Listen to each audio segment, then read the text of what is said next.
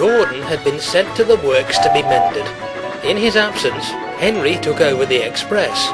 He ran his trains very punctually, and the importance of the job quickly went to the green engine's smokebox. "Really, I don't know what the Fat Controller would do without me," Henry boasted to the others one evening. "Since Gordon's been away, I've kept excellent time with the express. The Fat Controller and many passengers have praised me for it." "You best be careful, Henry," warned Douglas. "Aye, too much puff about yourself and you'll maybe run out of puff one day." "Pah!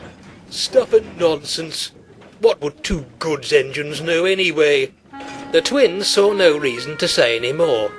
They knew Henry wouldn't listen. Some days later, the railway had begun using a new type of coal. It was dusty and caused the engines to have terrible pains in their smoke boxes. "Filthy rubbish!" One evening, Henry felt dreadful as he made his way back to the shed.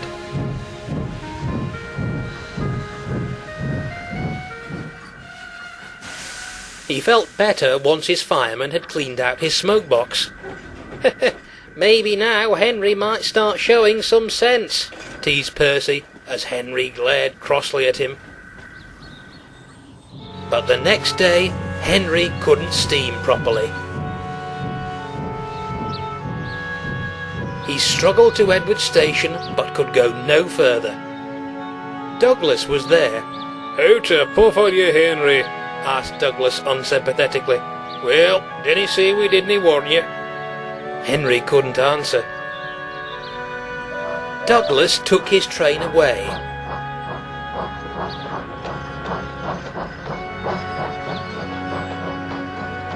The fireman cleared away more ash, but then there was another problem. "Your smoke box door won't make the airtight fit it should when I close it. The hot ashes have bent it. Air is coming through so you can't breathe properly through your fire." "I know how we can cure that," said the driver.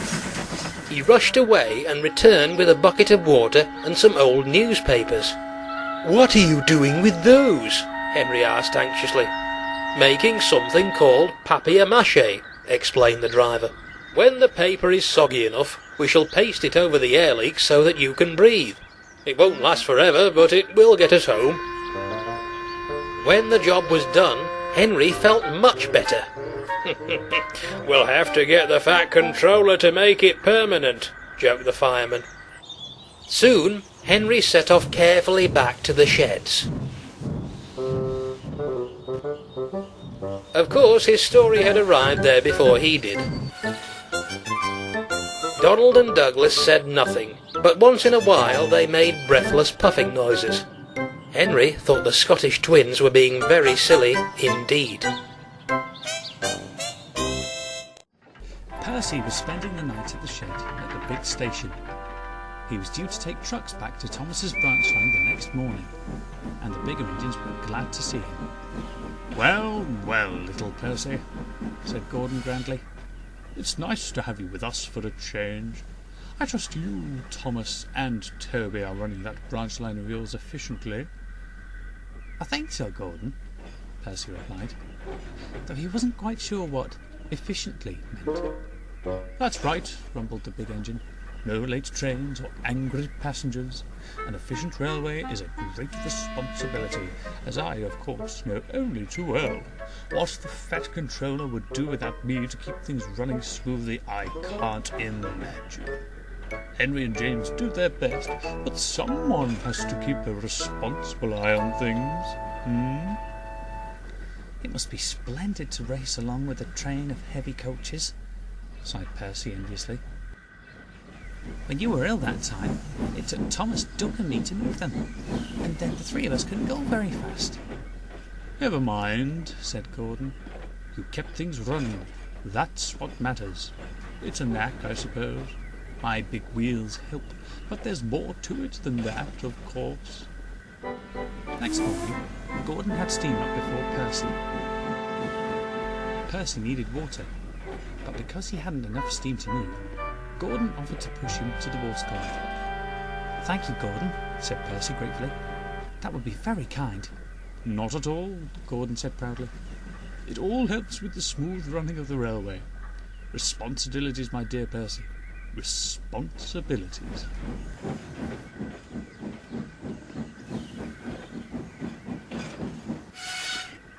Percy had a long drink. Soon his steam pressure had risen nicely, and he was ready to go and find his trucks. Gordon, meanwhile, hadn't returned to the shed. He dozed in the sun until it was his turn to take water.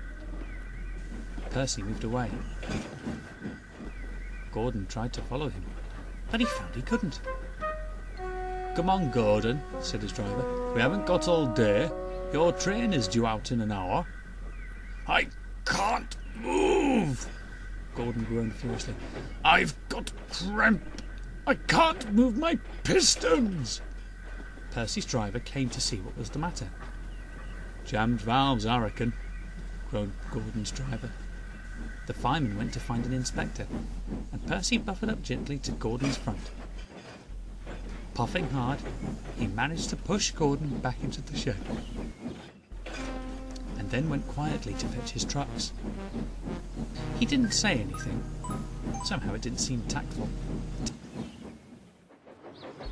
Later, when Percy met Thomas at the junction, he told him what had happened. "Poor old Gordon," chuckled Thomas. "But that's what it is to have responsibilities." And the two engines puffed off to run the branch line as efficiently as they knew how. Donald and Douglas helped with the goods traffic on Duck's branch line.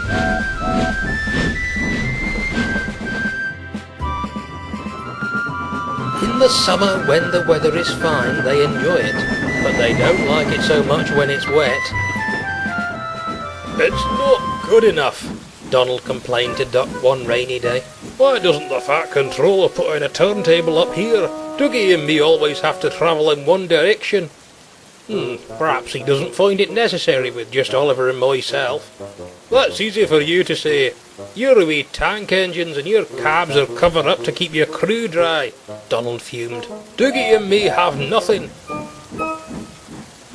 In an effort to keep out the rain, the twins' crews fixed a tarpaulin from their cabs to their tenders.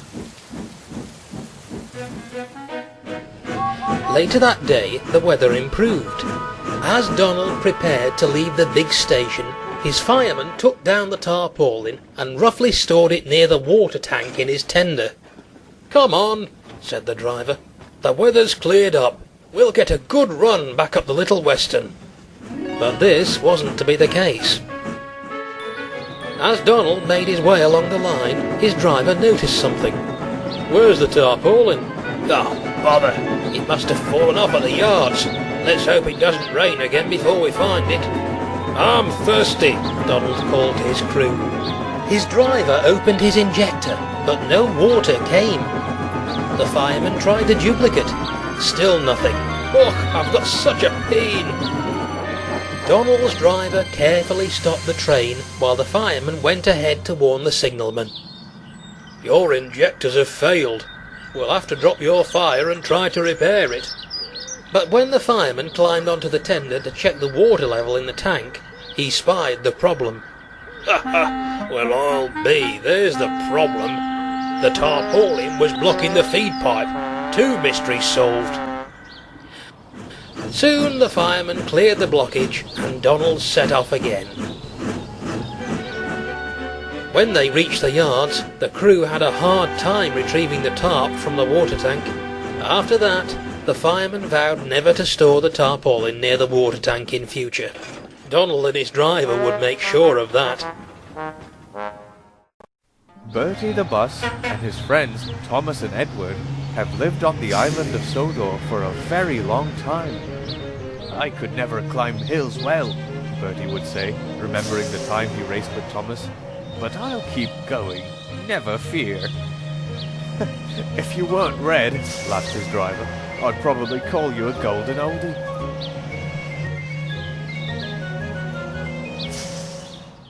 One summer morning, Bertie set out on his favourite trip, the Farquhar Sunday School outing. He liked being full, but he liked being full of children best. "It makes a bus feel young again," he said cheerfully.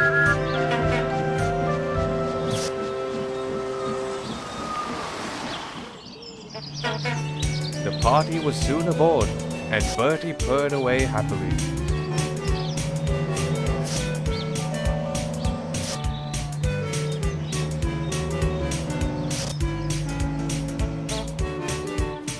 They took the road towards the sea, but stopped in Sudbury, the island of Sodor's capital, to explore the cathedral and see the castle. Then, after a picnic lunch, they headed for the beach at Brendam, a few miles further on. Bertie enjoyed his run, but was glad of a rest in the coach park, while his driver joined the children and their teachers on the sand. But during the afternoon, one of the teachers began to feel unwell. She said nothing at first, but grew worse, and soon she could hide it no longer. By chance, one of the other teachers had been a nurse, and diagnosed the trouble at once. "She'll need to go to hospital," she told the vicar. "I'll telephone for an ambulance at once," he said, scrambling to his feet. "I've got a better idea," interrupted Bertie's driver. "There's a direct road to the hospital at Wellsworth from here, and Bertie could be there in no time. Much quicker than an ambulance could get here and back anyway." "But what about the children?" asked the vicar. "How will we get them home?" The bus driver looked at his watch. "Edward's train leaves at 5 o'clock. If you catch that, I'll meet you at Wellsworth with Bertie." The vicar telephoned the station, and they arranged for an extra coach to be added to the 5 o'clock train for the Sunday school outing. Edward was surprised to see the children waiting on the platform, but was pleased to help. The children piled happily into their special coach. A train ride was a bonus for the outing. Edward puffed off and brought them to the junction in fine style. Greeted with a cheerful honk honk from Bertie, who was waiting for them in the yard. "Your teacher is quite comfortable," his driver told the children. "Bertie did splendidly, and because he got there in such good time, the doctor says that she should be home in no time." The children cheered, and Bertie grinned. "Well done, Bertie," Edward said proudly. "It's nice to know that some of us oldies are still useful, isn't it?" Edward the Blue Engine had a busy day, and as he stopped at the last station before the junction, he was looking forward to getting home. "Beep, beep! Get in quickly, please," he whistled to the passengers. The passengers got in quickly, and Edward's driver pulled the lever. But Edward found that he couldn't move. The driver clambered down and checked Edward's brakes, but he couldn't find anything wrong. Whatever can be the matter, he wondered. He gave Edward more steam, and this time he started.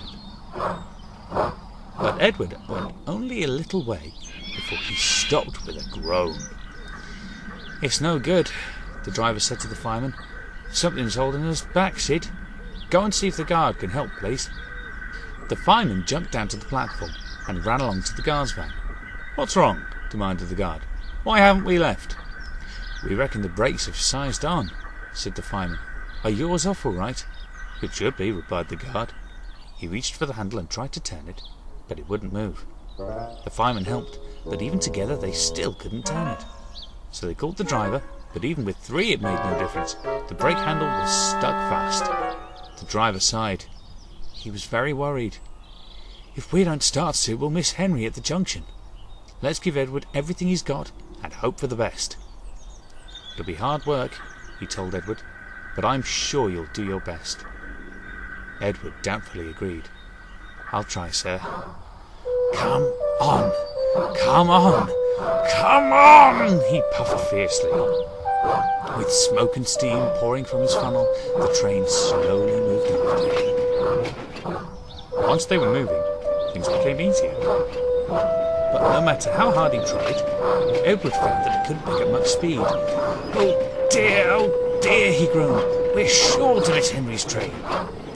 Then with a sudden jerk, everything became easier, and Edward began to pick up a brisk pace.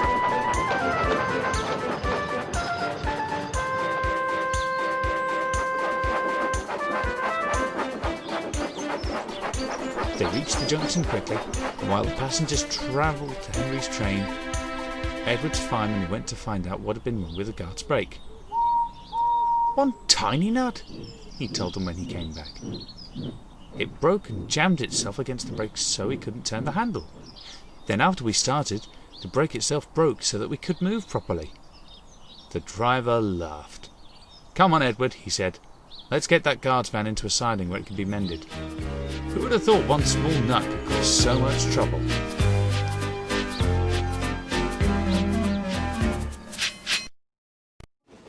One morning, James arrived at the big station.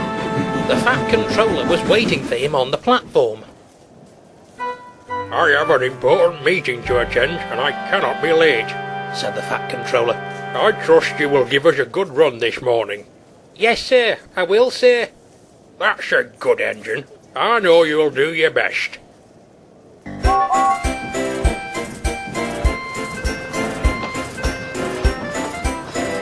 James was in high spirits as he steamed along the line.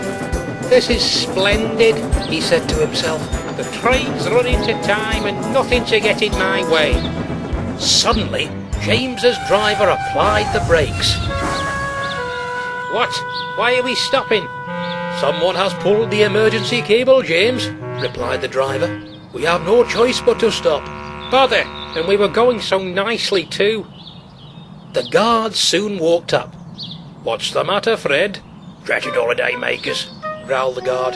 "They pulled the emergency cable and asked for 4 cups of coffee." The matter was soon cleared up, but when James went to start again, he found he couldn't move an inch. Worse still, they were stranded on the level crossing. "Just one day without a mishap. Is that too much to ask?"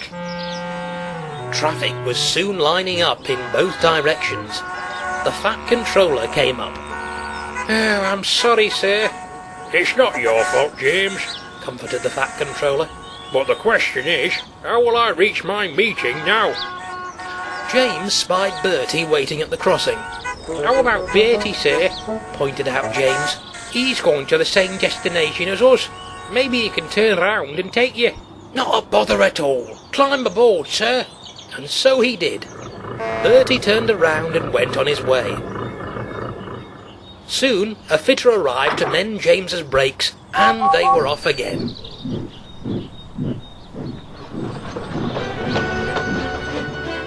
That evening the Fat Controller came to see James. "Well done, James. Despite today's mishap, your quick thinking allowed me to arrive at my meeting on time." "My pleasure, sir," beamed James. "All part of being a really useful engine." It was a few days before Christmas. Thomas, Percy, Toby and Daisy were busy delivering passengers and goods up and down the branch.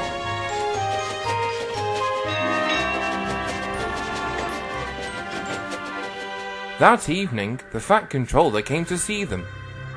"We are going to be very busy over the Christmas period," said the Fat Controller, "and I know that you will prove yourselves really useful."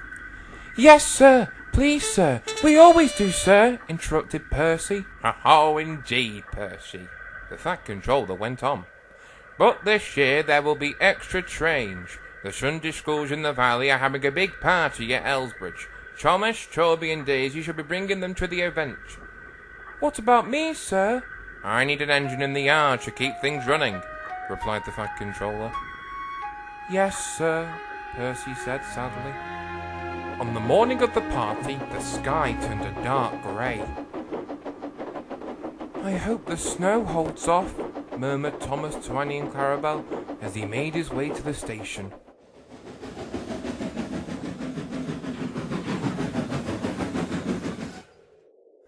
However, when the vicar and children disembarked, there was a problem. "Has anyone seen my suitcase?" the vicar asked worriedly. "I saw a brown suitcase left on the platform back at Farquhar." "That's it! It is packed with the prizes for the children's Christmas party." Meanwhile, Percy was shunting crossly in the yards. "Why couldn't Thomas do the shunting for a change instead of me? They all get to have fun, while I'm stuck here." Just then the station master ran up. "Leave those trucks, Percy. The vicar left his suitcase behind. He needs you to deliver it to Elsbridge." Percy was delighted. "Yes, sir, I'm on my way, sir." The snow began to fall as the vicar waited anxiously for his case. "The snow is starting to come down quite heavily," muttered Toby. "I hope Percy isn't stuck in a snowdrift." The vicar spoke to the station master. "It's no use," he said. "We'll have to go to the party without the presents and the—" Just then, Percy bustled into the station. "I'm not late, am I?" "No, Percy, you are just in time as it happens," smiled the vicar. Percy's driver handed him the suitcase and the vicar happily left the station. That evening, the Fat Controller came to see the engines. "The vicar tells me the party was a great success, and he thanks you all for your effort." "It was our pleasure, sir, but I doubt it would have been possible without Percy saving the day." "Yes, indeed. We are here to serve the public, and it is times like this as we show how well we can do it. I am very proud of you all, and I wish you a Merry Christmas."